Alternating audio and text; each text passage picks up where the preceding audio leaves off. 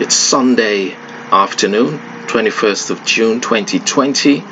Welcome to the concluding podcast on military intelligence, covert operations, the art of the false flag, videocast for the West African military rulers Facebook group. We do spread our wings, as we know, into other facets of military history. We sort of stopped off in the previous cast on the issue of NATO versus the Warsaw Pact, and gave a backdrop of the Cold War. So just to sum up a few things, and to get ahead and give some form of a conclusion to this. We were referring to NATO's control of secret armies that were established to form a stay-behind guerrilla operation in the event of a Soviet occupation of Western Europe, in the event of a Third World War, provided that nuclear weapons were not used and the whole continent and the globe was obliterated. So the idea was that these stay-behinds in Italy, in Switzerland, a non-NATO country, that's an interesting aspect of the stay-behinds. They also transcended the borders of the NATO states. Turkey, France, they all had their own organization. Now, the Gladio in Italy, as we've said, is an example of this stay-behind unit, which metamorphosed from its original intention into one which effectively waged a covert warfare against the people of the country, which, as we said, was to discredit the political left. It's very important to know that what we're talking about here is a particular era the Italians refer to as the anni di piombo. That is the years of lead, of bombs and bullets, explosions, kidnappings, murders, assassinations occurring in Italy between 1969 and, depending on who you read, it ended in the early 1980s or finished in the mid 1980s. But this anni di piombo was a time of what also they call the creation of a strategy of tension. In the Italian language, they call it la strategia della tensione, which is you keep society on its tenterhooks. It's a form of psychological warfare. If you deliberately stir up or manipulate synthetic terrorism, and you then cause outrage, you cause fear in the people, you're looking for some sort of an effect. And so this is behind what I'm referring to as the motive of discrediting the political left. So going back to the Petiano bombing, for over a decade, many people they thought that bomb that killed the 3 Carabinieri was planted by the the Red Brigades. But the investigations made by a Italian investigating judge by the name of Felice Casson showed that not to be the case, and that the true reading of events was that bomb was planted by neo-fascist members of a group called Ordine Nuovo, New Order in English. And the man who planted the bomb was a man whose name is Vincenzo Vinciguerra. And Vinciguerra eventually admitted to this crime, this monstrous crime. And he basically explained that it was something that was created under the auspices of Italian military intelligence, who facilitated the transfer of NATO military-grade explosive devices to carry out that bomb attack. And these munitions were actually used in the first bombing that is seen to have inaugurated the Anni di Piombo, that is at the Agricultural Ministry building near Piazza Novano in Milan. Piazza Fontana in Milan. And it also was the situation with the a bomb planted by neo-fascists at Bologna railway station in August of 1980. So you have this situation where these neo-fascists are being used by the Italian state, and they are using to create this explosion the arms dumps that are scattered across Italy in the event of a Soviet invasion. And where these arms dumps, they're kept in churchyards and graveyards. And in fact, the bomb that was used in May of 1972, Petiano bomb, the Italian police had discovered this arms cache by mistake in February of that year. But it wasn't until later that people could connect the dots. Not after April, as we said.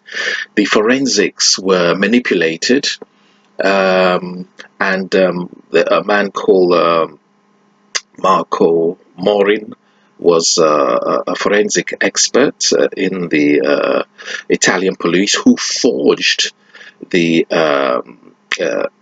inquiry and claimed that the bomb was exploded of a kind. The bomb was of a kind that had been used in the past by the Red Brigades, when in fact it was this NATO military-grade munitions. So Judge Felice Casson uncovered all of this, and that eventually led to a scandal, and Prime Minister Giulio Andreotti finally disclosed to the world in 1990 the existence of Gladio. And people could then look back at the bombing in Milan in 1969, Petiano, Bologna, and others to show you this systematic application of the strategy of tension. So it's a form of psychological warfare, and so the point is to bring it up to date that although one or two countries did have certain parliamentary inquiries, they were very limited. Other countries did not. Yet it's known that Gladio, Gladio is just the Italian name. They went by different names in different countries. You had sheepskin in Greece, you had counter guerrilla in Turkey, and these groups were used in terrorism. They were also used in terms of overthrowing military. They were overthrowing civilian governments and installing military regimes. So that is how it was exposed. And the history of false flags is a very, very long one. We could go back to 1953 and Operation Susannah, when Israeli military intelligence concocted a plan to explode devices in places in Cairo and Alexandria, which belonged to British and American interests. And the idea was to create a divide between the Western world and Colonel Nasser. You can also have a look at the riot in Istanbul in 1955, which was a creation of the Turkish Army High Command and one of its subdivisions, effectively under NATO control, which exploded a device in Greece, where it's the birthplace of near the house where the father of modern Turkey, Kemal Atatürk, was born. And the idea was to instigate anti-Greek riots, anti-Christian riots in Istanbul, the old Christian city of Constantinople. which, as a result of that pogrom, led to the virtual final elimination of the remnants of Christendom from Istanbul. And you bring it up to date. As I said, there was an African example I wanted to give to do with the Selous scouts who were part of the Rhodesian army fighting the black nationalist insurgents led by Robert Mugabe and Joshua Nkomo.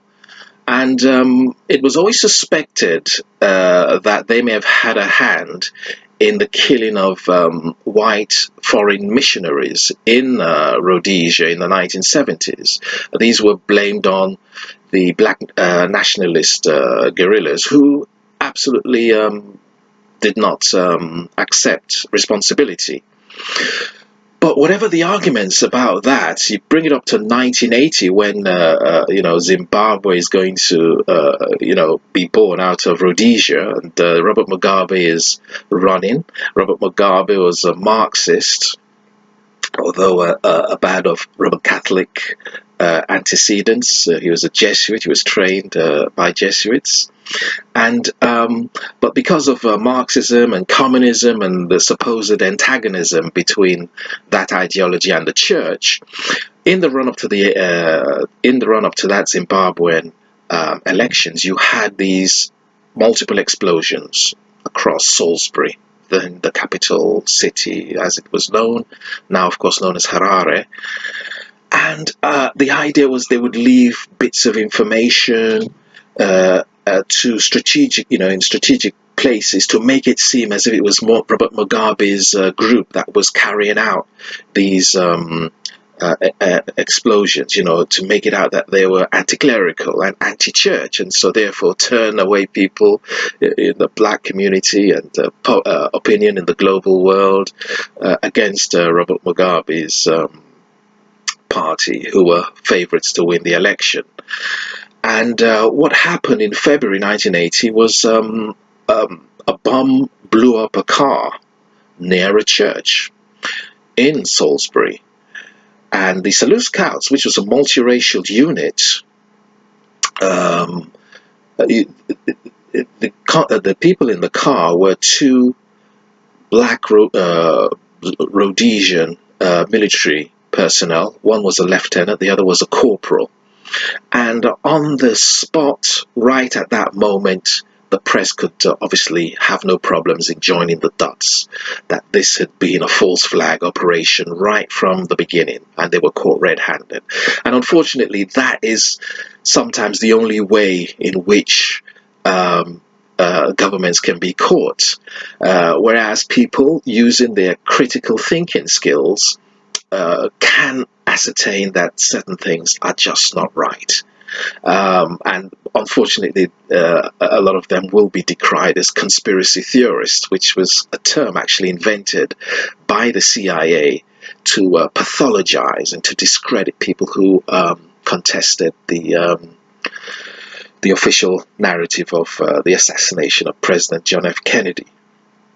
So, just to conclude this podcast or videocast, I am saying that based on that experience, that specific experience in Italy and Europe, the idea is that history is never ending. We don't learn from history at our peril. And one of the things about false flag terrorism is that it is happening today right under our noses. And so it's up to people, citizens, to be very, very conscious and to be very, very studious about certain terror events that happen. And what is the consequence of that? The consequence of that is that you have a situation where the government want to impose new laws and take away your personal liberties. Or the government suddenly decides that they want to invade another country or supply weapons to a particular group of insurgents or a government, as the case may be. And we've seen this in Syria, in the explosions that occurred, the chemical attacks that occurred in in Ghouta in 2013. That's a place on the outskirts of Damascus, and also in the city of Douma in 2018. That Douma chemical attack, for all intents and purposes, has been discredited. It wasn't committed by the Assad regime, but it's something that is being conveniently ignored by the mainstream media. So this is the moral of the tale. Whether we are talking about Italy, it's up to you as a person to extract, to extrapolate and to extract these situations, these philosophies, and apply it to the present. And that really is it. So I hope you've enjoyed this discourse. It's a very, very large field, and I've actually spoken much longer than I originally intended to. So thank you for watching. Adeyinka Makinde.